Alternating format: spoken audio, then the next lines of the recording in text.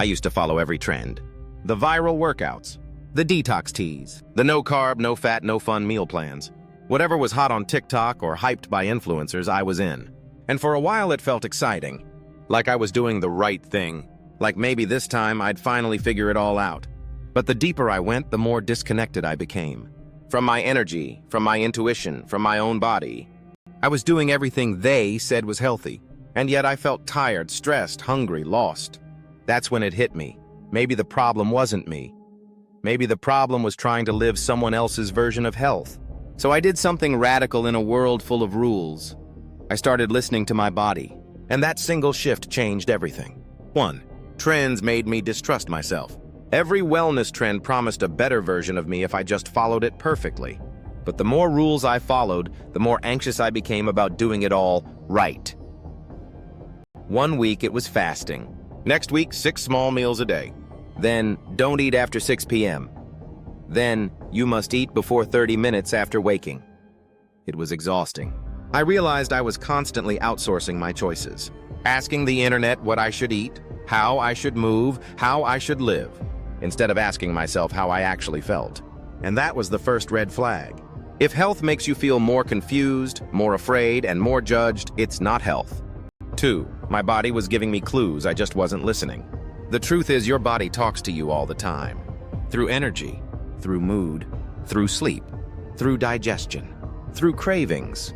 But I was so focused on rules, I stopped hearing those signals. I'd push through workouts even when my body was exhausted.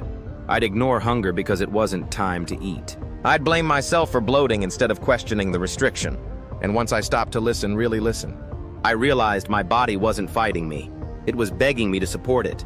Not with extremes, but with honesty and care. 3.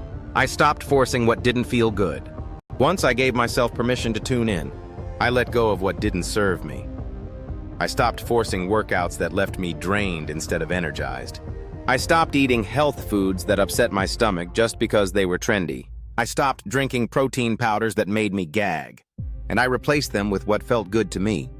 Gentle morning walks instead of HIIT every day. Warm, grounding meals instead of cold smoothies in winter. Sleep instead of squeezing in another late-night workout.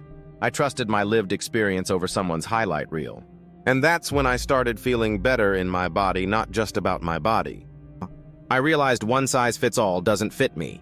There is no universal perfect routine. What fuels one person might drain another.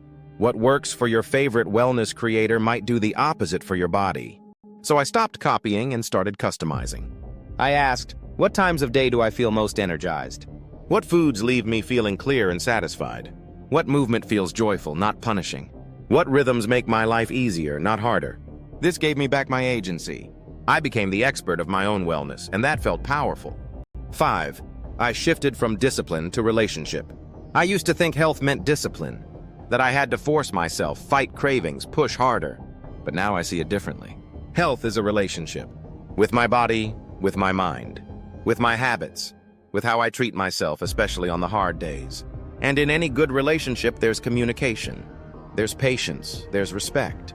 I no longer bully myself into doing what doesn't feel right.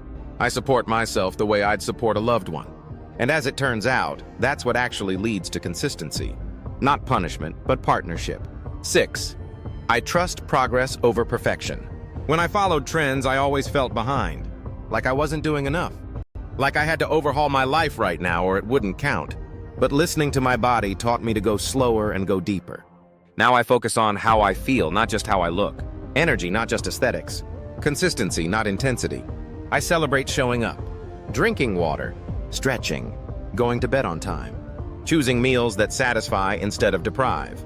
That's real progress. That's what actually lasts. And honestly, it's what finally made me feel free. Listening is the most underrated health skill. You can try all the trends. You can follow all the rules. But at the end of the day, you live in your body, not anyone else.